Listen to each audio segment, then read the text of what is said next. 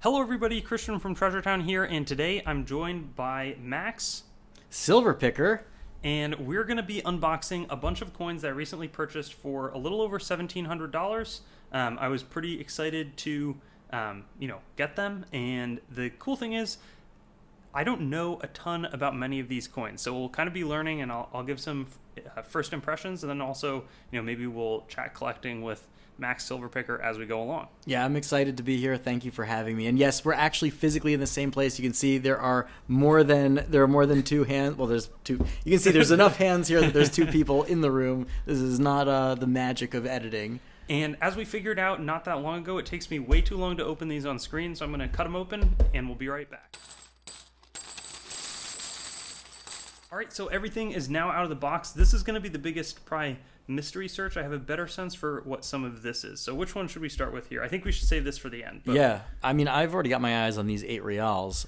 First of all, that's what I recognize, and they're always been a fascinating coin to me because it's like literal pirate treasure. Yeah, absolutely. I mean, I think I was actually out in Santa Barbara very recently, and there you can see a lot better like Spanish architecture and that influence. And I feel like this is probably some of the best like U.S. influence on our coins, because up until the Coinage Act of 1857, these would have been much more plentiful than any of the silver dollars. We had very low production of those in the United States, and so a lot of the Spanish colonial would have been trading here. So here we've got 4 of them. This one looks like it's hold. I think they're all Ferdinand the 7th.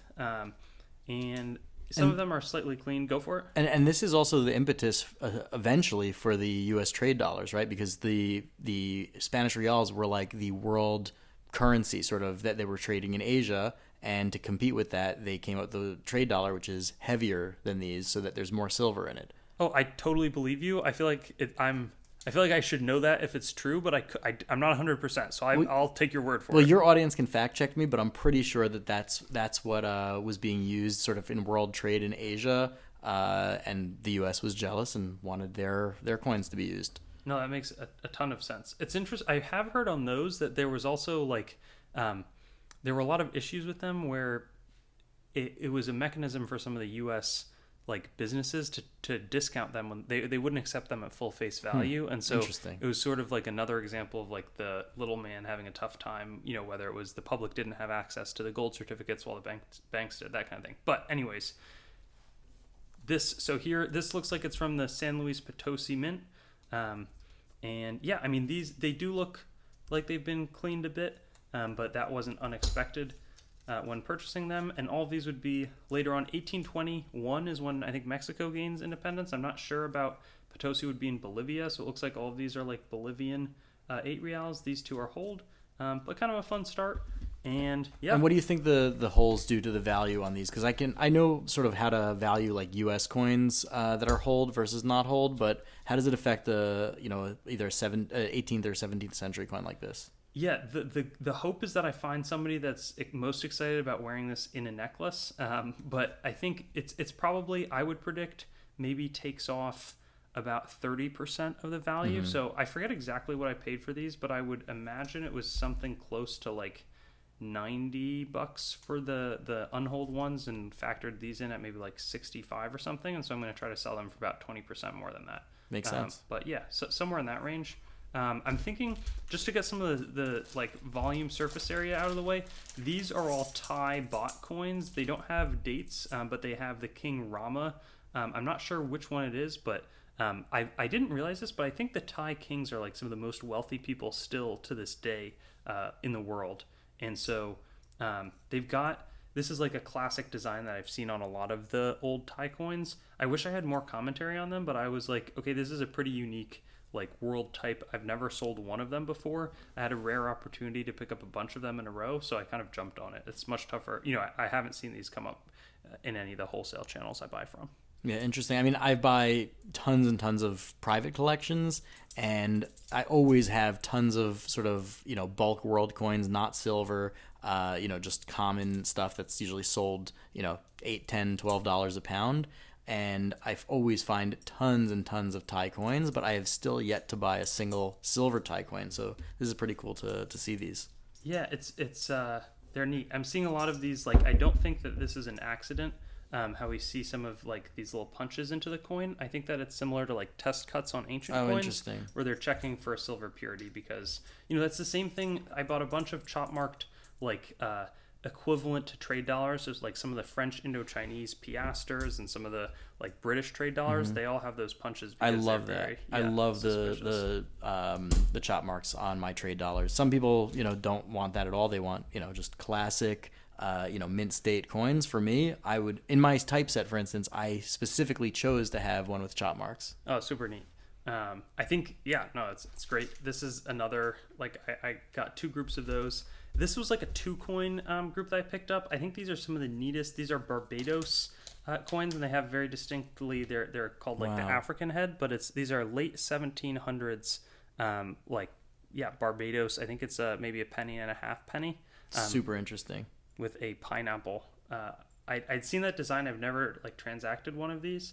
And then, so this is the Barbados half penny. This is the Barbados penny. Wow. Barbados was the first country outside the United States that I ever went to. I was about 5 years old, and I loved it. Oh, wow. That's awesome. That's a great fun fact. I don't think I've been there, but maybe you loved it. So I did. I'm trying to think. So this was an interesting lot. I'd seen this in the past, and I didn't have the opportunity to purchase it.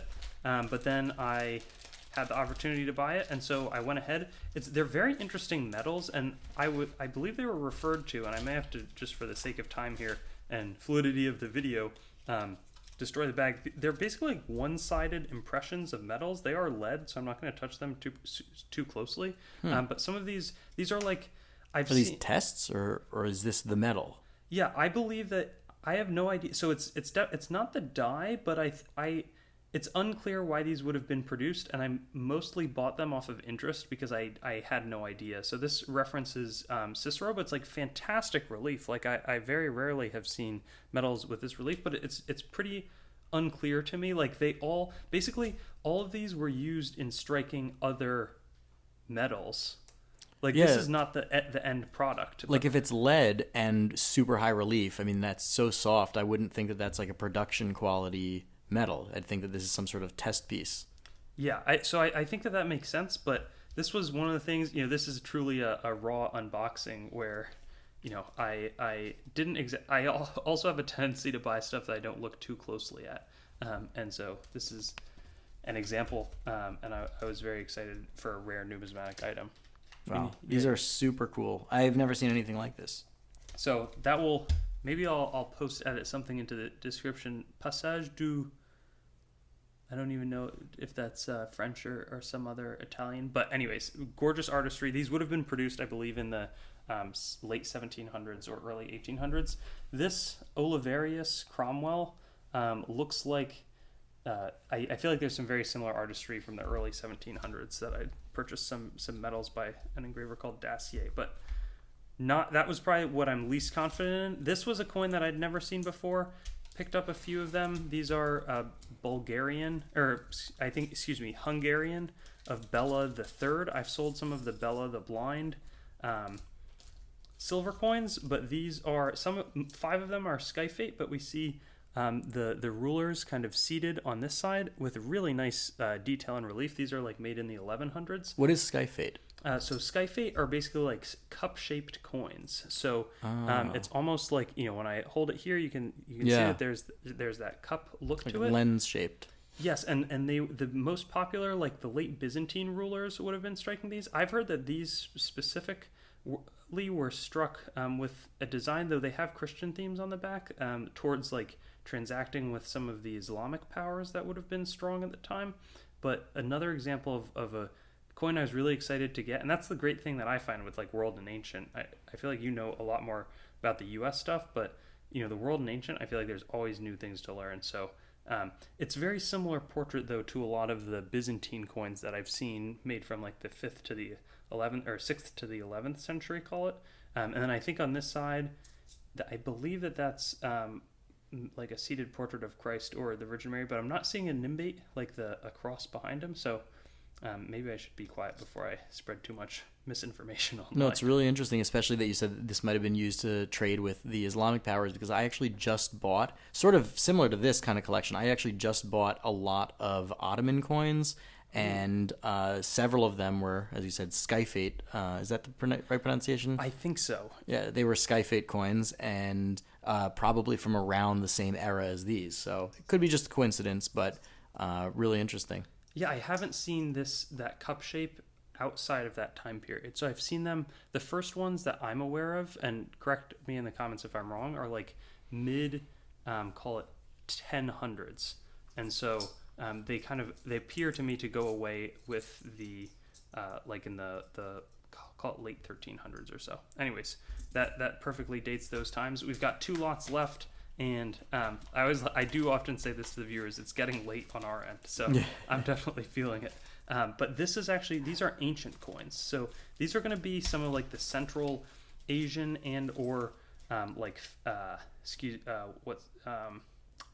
this coin right here is a Parthian dram, so that's like after Alexander the Great dies in 323 BC. Then we have the Seleucid Empire, which rules over kind of like modern day Saudi Arabia and is the Arabian Peninsula basically. And so the Parthians break away from the Seleucids as kind of a ethnically native, that they are basically Persians. So after Cyrus and the Persians go down to the Greeks, this is that Persian ancestry. And so there's an archer on the reverse. That's the founder Arsaces of their dynasty. This coin would have been made from probably like the late 1st to early 2nd century AD silver dram of the Parthians. I'm just happy to see that I'm not the only one that drops coins on camera. I think I dropped like 2 or 3 in my whatnot auction. This is an ancient coin weight. I don't know too much about it. This coin, this tiny little coin is kind of cool because it's got the figure. It's like ancient Yemeni, and it has a like bull on the reverse. And then over here we've got some of those Seleucid that I was talking about, like Central Asian. I think this is probably about 2nd century BC, and it's got a portrait of Apollo on the reverse. And then here we've got a Sphinx. Sort of interesting. I forget it. I need to ID this coin a bit further. And then these I haven't traded too many of. I think are like Indo-Parthian. So there's a lot of like merging of the civilizations when we go more towards the east with some of the Indian influence. And so I believe a lot of these are Indo-Parthian, and we've got some interesting countermarks there. So anyways, kind of a neat batch of 10 there. Super cool. And yeah, I love this weight. I've never seen one of those before. Yeah, I haven't seen that design either. So these are some Panamanian coins. I think they're like colorized Panamanian stuff. I'm going to spare us the time of going through them because I think they're all pretty similar. Do you want to do the honors? And I'll take a couple of these out.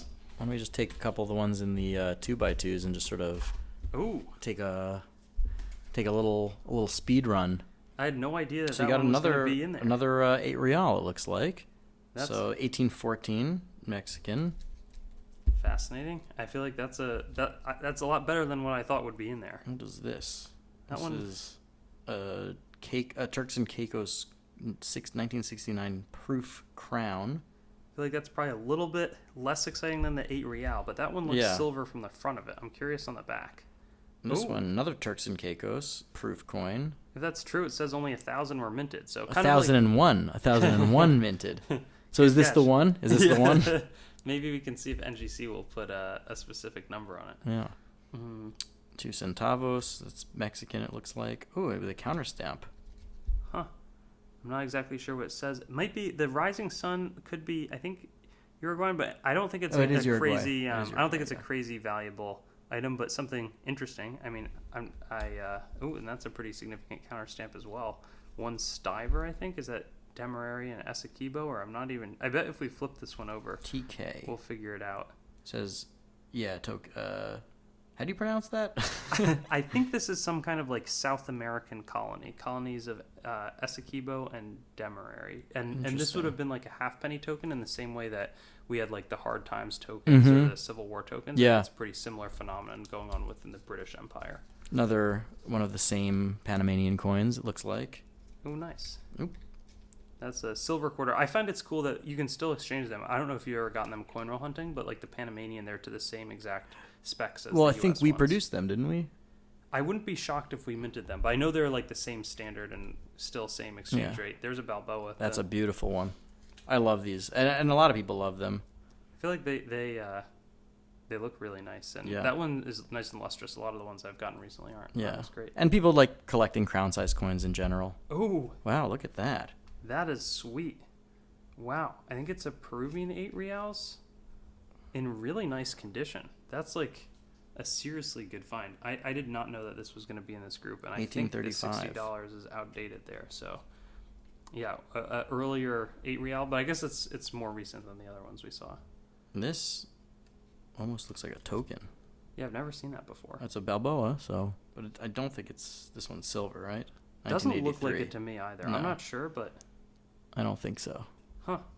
Interesting. It's fun to see new... Like, there's so many coins here that I've never transacted before, and I try to... In the past, I've kept, like, some out of everything. These, probably not going to keep too many of. What are those?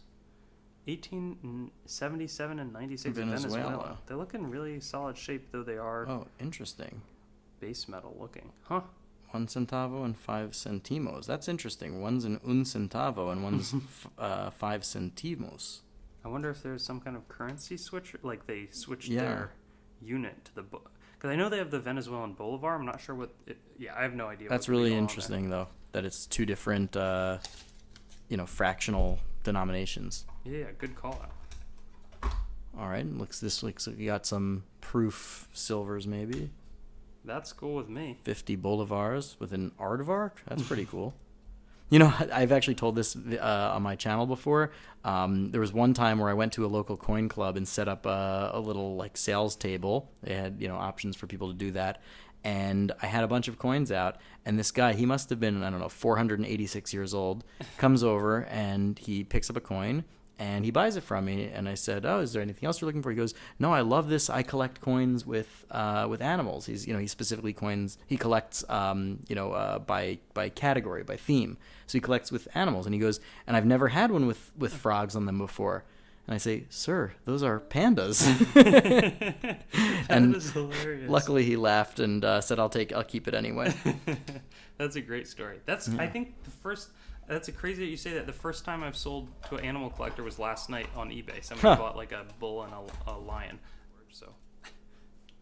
All right, so looks like that's the last of these. Final stretch here. I don't Final know what stretch. You guys think for 1,700. I think we're gonna come out ahead, not like wildly, but like I don't think that this will be a losing buy. But we'll see if we can make it a really good buy. This is a Paraguayan coin. Yeah, they've always got the guarani. 300. That's an interesting denomination. What are comment below the craziest world coin denominations that you're aware of. That could honestly just be a fun video to make. I like that. Maybe we could do that together. Yeah, that's Let's do that. I think that would be fun. We can pick our favorite. Yeah. Some of the... Another Balboa. Okay, another the Balboas Balboas. are good. Like purely from a value perspective, I feel like they're very popular, and I think I know what I paid for that group, and I think that will help get back towards it. I think that specific group maybe was not as strong for me. Depends how the Panamanian stuff does. This is interesting. It says Buenos Aires, so Buenos Aires, I guess, might have been like a Argentinian state, like pre like National Banco Nacional. Yeah, Also interesting that it says 5 out of 10 instead of 1 out of 2, unless that's 5 out of 100. I think it is 5 out of 10. I feel like I've seen some of these provisional. I think I've seen a much more worn version of that. So that actually looks like it's in pretty solid shape, which is great. Yeah, nice coin. There's so many neat things to collect with the world. Like researching that will explain. Okay, I know Mexico breaks away 1821, but like the whole South American nation formation, I feel like there's a lot of history I don't know there. Uruguayan silver, it looks like. Yep, 10 pesos. Another type I hadn't. Had you seen that type of? No, I had not. There's a lot of these that I've never seen before, which is unbelievable because I've bought so many collections of world coins, and it's like with world coins, like you said this earlier, but like U.S. coins, there's literally I think nothing that has not come through my hands other than like some really rare gold, and obviously lots of varieties and errors and all that stuff. But like from the basic coins from the U.S., obviously not including colonials, but I've basically bought and sold everything. But with world coins, like I've bought probably literally thousands of coins, and there's still dozens of these that I've never seen even once. Same, in the same boat. That's interesting. Looks This like is Venezuela, a little base metal. 1944. Neat. Okay. I know we struck a bunch of coins for Venezuela. That one looks like it could be a little bit better. This is Uruguay. See what the back. Uruguay. Okay. And this one's not centimos or centavos, it's centesimos. 1877. I guess that we share the cent base, Yeah. 100 in Latin. Those look like maybe French. Aluminum. Yeah. Oh, actually, I think Saint Pierre and Miquelon is a interesting. tougher country. Yeah, that's interesting. And for all those people that are doing the one coin from every issuing body, that's a good one for them. Yeah, that's a good one. There's a larger denomination of the same, I think. I think you're right. Yep. Two francs. Nice. Another 8 real. 1790. That's Charles IV. I think he actually was like viewed as being very weak, and Napoleon was able to push him out with like some other Bonaparte that took him down. But I think he like didn't have good control of his Spanish colonies, where Charles III was viewed as being better. Interesting. That looks Peruvian. Maybe 1/5 of a Peruvian sol is going to be my guess there. And so it's pretty dark, but it looks like 1869. Yeah, it says Lima. It says Lima up there, so. And it's got 9D Fino, 9 like tenths fine. And so yeah, I think that's a Peruvian 1/5 sol. And then we've got this is another like half real or something. Yeah, my guess is that it would be 2. If we flip it over, we'll see both the mint and the... So up there, MAE is also Lima. So Lima, Peru, 2 reals. Yeah. I feel like it's a nice like circulated cameo. Like it's worn attractively where you can see the detail well. And last but not least, it looks like a 1/10. Maybe that's the 5th, but I think that's the 10th sol, which is a Peruvian coin. Mm-hmm. And I think we've got the same on the other side. I think I've bought a bunch of 1 sol coins from you from like the 1940s in the past. Oh, that's a good point. Yeah. I remember that batch kind of. It was similar to like a group like this. And Yeah, then they were a little bigger. They were more like the Panamanian Balboa size. Totally, yeah. I think it's crazy because those are 50% silver, and so like these, I had commented are like the 90% silver, but it's interesting. I'm like, wow, that's such bad inflation. But then we think that 1964 to 65, we basically go from something to nothing. Yeah, and so that's when we talk about the Roman Empire. They fall apart in the mid 200s, and yeah, I mean basically that's where we're at. So. That's not meaning to be a press. I was gonna say we don't have to get into like politics, but there's some scary parallels. yeah, that's not a political. I was in the Whatnot chat. I was making sure we did not get to politics on Saturday. So that did not mean to go in that direction. But fantastic search. I think honestly, I can't even figure out. I don't think that we did really badly here. I don't think it was like we unearthed a bunch of treasure. But often when I find like. I'll zoom out. Well, when I can buy this much stuff all in a row, then obviously there's a lot of effort to get that, to piecing it out and shipping it to everybody individually. It's pretty tough to go wrong. Sometimes you might be down 20%, but it's unlikely unless I buy something fake that I'm losing 80%, and then the really good buys can pop and can be a double or something like that. So we'll see. I don't have a great sense for this because of the like particularly unique nature of something like this. I've taken some swings on really unique items and they've done great, or those have traditionally, like I did really poorly. I bought a few $1,000s of like Chinese proto money, and I sold some of it at cost, but I've been holding the bag for a while on it. So anyways, yeah. Well, thank you very much for including me on this, because for us coin nerds, as I'm sure every single one of you watching probably is as well, like this is just great, right? It's like a giant pile of unique and unusual coins. Like, who wouldn't enjoy looking at this? Totally. Well, hopefully we'll have you back, and we're talking about finding some more grab bags to do a series on. Yes. So there's a lot of good collabs hopefully in the making. Amen. I'm looking forward to it. Thanks for watching the video. Make sure to head on over to treasuretown.com and sign up for our email list to stay up to date on everything that's happening, whether it's auction updates, exciting new inventory drops, coin collecting news, or general informational resources. Hope you enjoyed the video, and I'll see you on another one.